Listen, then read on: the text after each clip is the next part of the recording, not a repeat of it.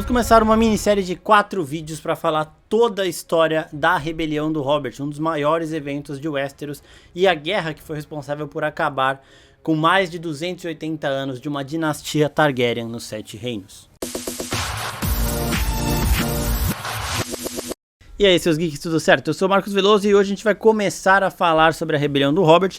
Não vou falar tudo em um vídeo só porque é uma parada muito extensa, tipo, não é um evento tão grande quanto a Dança dos Dragões em termos de duração e tudo mais, mas é uma parada bem longuinha que daria pra fazer uma série, sim, de umas 2 temporadas ali. Então a gente vai contar essa história porque é uma das histórias mais fascinantes de todas. E é bom pra gente abrir também interpretações, porque lá no nosso canal de podcasts nós fizemos um programa completo falando sobre o assunto. Esse programa ainda está em edição, se você está vendo esse vídeo no dia que ele foi postado, mas quando ele for lançado já vai estar linkadinho aqui embaixo. Então já dá uma olhadinha aqui, porque se ele já tiver sido publicado já vai estar com o link aqui embaixo.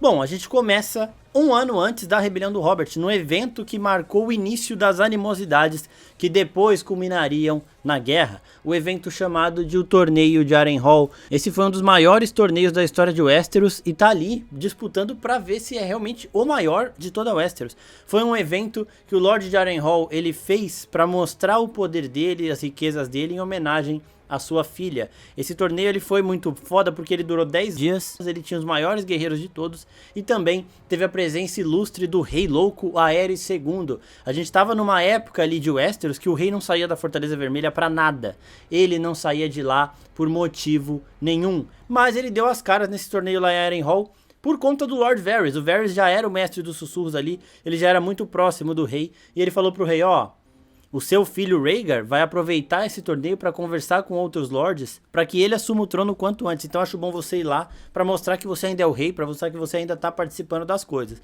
Porque como o rei ficou na Fortaleza Vermelha por anos ali, ninguém via ele, a galera falava, mano, o rei de verdade é o Rhaegar, é o filho dele, já passou pro herdeiro, o rei já não tem mais força para nada. E aí o Aerys fez questão de ir lá para marcar a presença. Então isso já foi o primeiro choque. Ninguém esperava que o rei fosse lá e o rei marcou presença nesse evento. Algumas coisas aconteceram nesse evento, além de faíscas, né, para começar a rebelião, e a gente vai falar de todas elas nesse vídeo aqui.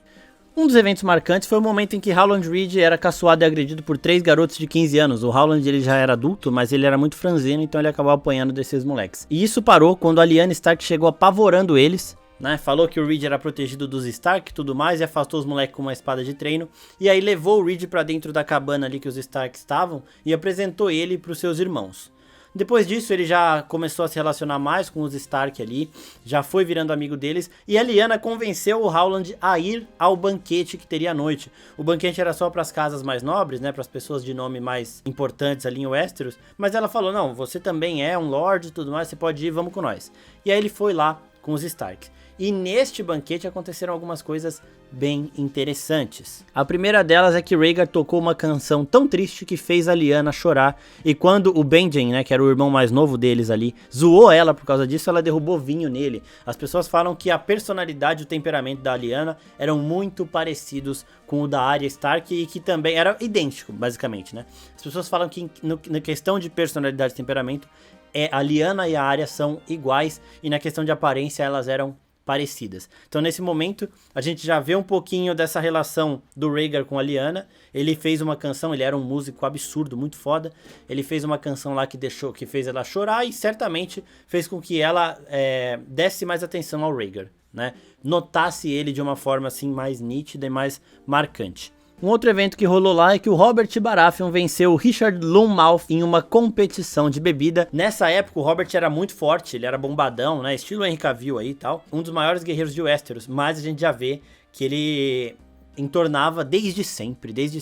Quando ele ficou mais velho, o metabolismo dele desacelerou e ele parou de lutar, parou de caçar e tudo mais, e deu uma engordada, mas no auge físico dele ele também já entornava todas. Uma outra coisa bem legal da gente reparar é que o Howland Reed e metade dos homens que estavam ali acabaram se encantando por uma mulher chamada Ashera Dayne, que era irmã de Arthur Dayne e que tinha uns penetrantes olhos cor violeta. Os olhos dela pareciam os olhos Targaryen, só que ela era uma Dayne de cabelo preto e tudo mais, e tinha esses olhos por sei lá, sem explicação, né? Só que ela era realmente encantadora e muitos dos homens presentes nesse jantar notavam e fixaram o olho ali nela e ela acabou se tornando um dos destaques deste evento. A Ashara, ela acabou dançando com 4 homens que são, né, destacados aqui durante este banquete. O primeiro deles foi um membro da Guarda Real, que seria ou o irmão dela, Arthur Dayne, ou o Barristan Selmy, que era apaixonado por ela. O segundo homem que ela dançou ali foi o Oberyn Martell, né? O Oberyn que a gente viu em Game of Thrones, personagem de Pedro Pascal, inclusive. O terceiro foi o Jon Connington, que era um dos maiores guerreiros dessa época também, um grande amigo do Rhaegar Targaryen. O Jon Connington, anotem esse nome, ele vai ter uma importância muito grande na rebelião do Robert, que a gente vai falar nos outros vídeos. E ele também foi uma das pessoas que dançou com ela. E o último a dançar com ela foi o que mais marcou a Ashara, aparentemente, né, segundo relatos, que foi Ned Stark. O Ned era muito tímido e tudo mais, ele não teve ali a coragem de chegar pra ela e pedir a dança. Então quem fez isso foi o irmão mais velho dele, o Brandon Stark. O Brandon era o herdeiro Stark ali, mais velho que o Ned, e ele foi até a Ashara, falou pra ela, ó, dança com meu irmão aqui. Ela dançou, e dizem as pessoas que estavam ali que Ashara e o Stark trocaram olhares durante todo o evento.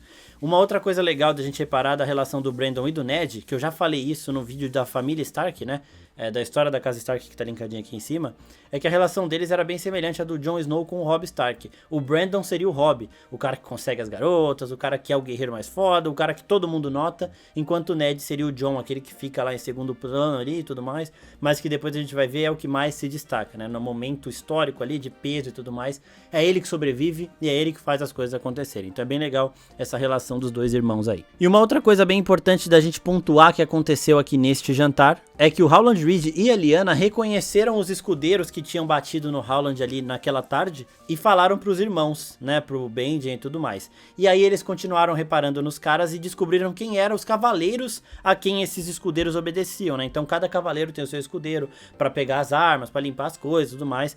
E aí eles descobriram quem eram os 3 cavaleiros, certo? Aí chegamos no dia seguinte, o dia das justas, e do nada apareceu um cavaleiro misterioso, com umas roupas muito... A armadura dele era toda desconexa, era muito maior do que o corpo dele, né? Então a armadura ficava meio solta ali.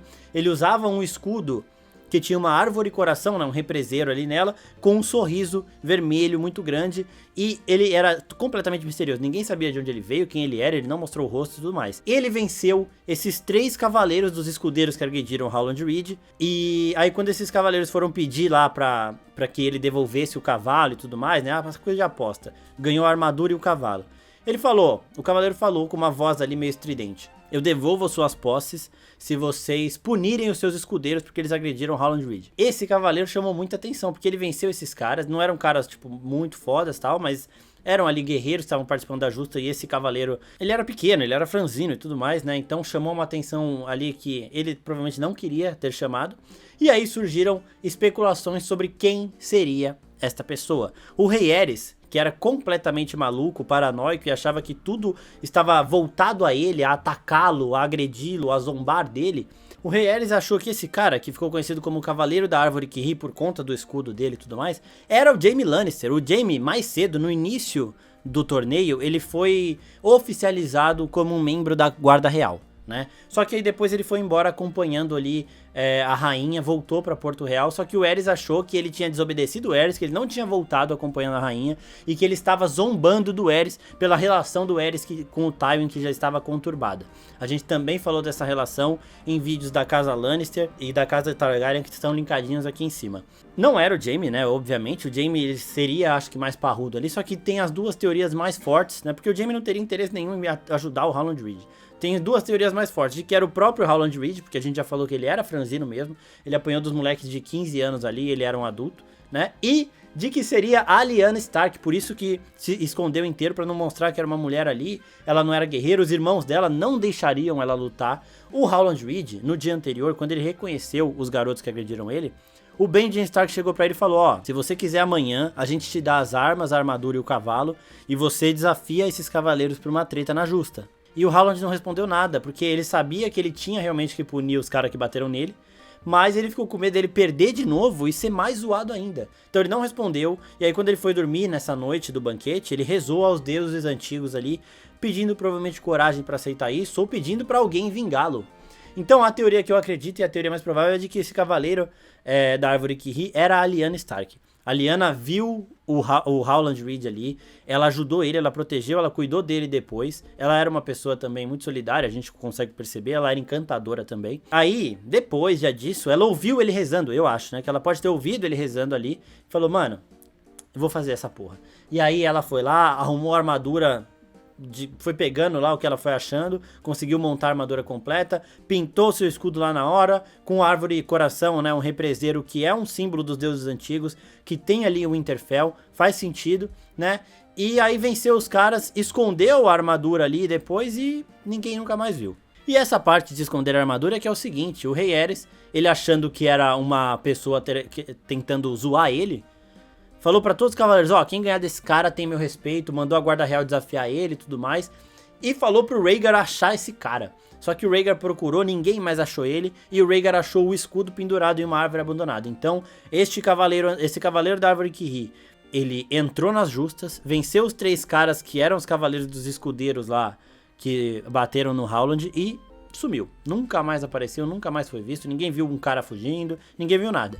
Então, muito provavelmente era realmente a Lyanna. E agora a gente chega no momento ápice deste evento aqui, um momento crucial que é a final do torneio de justas. Então chegaram ali os cavaleiros finais e o vencedor disso tudo foi Rhaegar Targaryen. Rhaegar era assim um dos maiores guerreiros de toda Westeros. E ele venceu o Barded Sanselme, que também era um puta de um guerreiro, era herói da guarda real e tudo mais.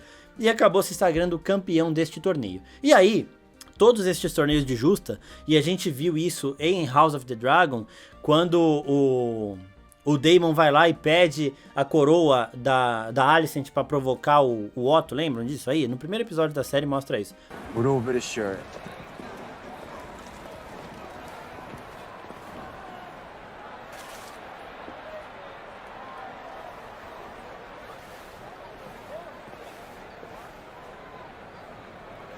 Good luck.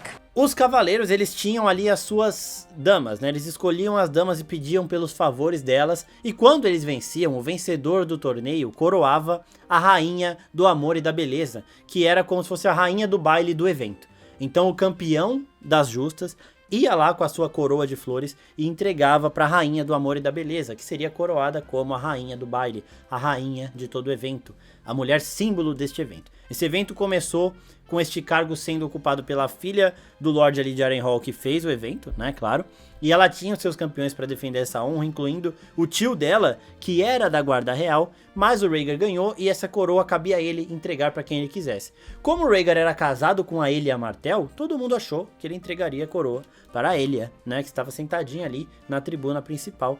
Só que ele passou por ela e entregou essa coroa a Lyanna Stark no momento que Ned Stark descreveu como a hora em que todos os sorrisos morreram. A gente estava num evento chegando ao final, um evento glorioso, cheio de torneio de bebida, de gente lutando, de mistério, gente sumindo, cavaleiro que chegou e foi embora, romancinho, paquera e tudo mais.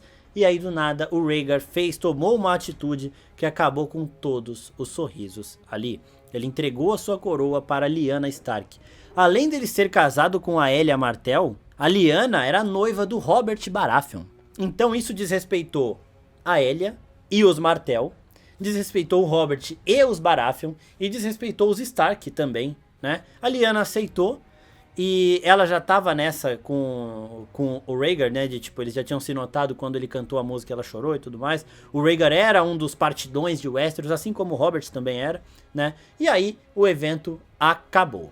Depois disso, no início do ano seguinte, o Rhaegar sequestra a Lyanna, foge com ela e aí é onde tudo vai começar a dar errado, a desandar na rebelião do Robert, mas isso é assunto para outro vídeo. Então já se inscreve aqui no canal porque a parte 2 vai contar do início da rebelião de fato, né? A gente contou agora do evento que acendeu a faísca para essa rebelião e depois nós falaremos do início deste torneio. Não se esqueçam da paquerinha do Ned com a Ashara, que também vai voltar. É muito legal essa história, é meio trágica também, mas é legal. Então fiquem ligados, se inscrevam no canal, ativem o sininho da notificação e fiquem espertos para a parte 2 que vai sair logo logo, tá? Essa minissérie será dividida em 4 partes, porque é um evento realmente muito grande e a parte 2 vai falar do início da rebelião. É isso, pessoal, muito obrigado e até a próxima. Tchau, tchau.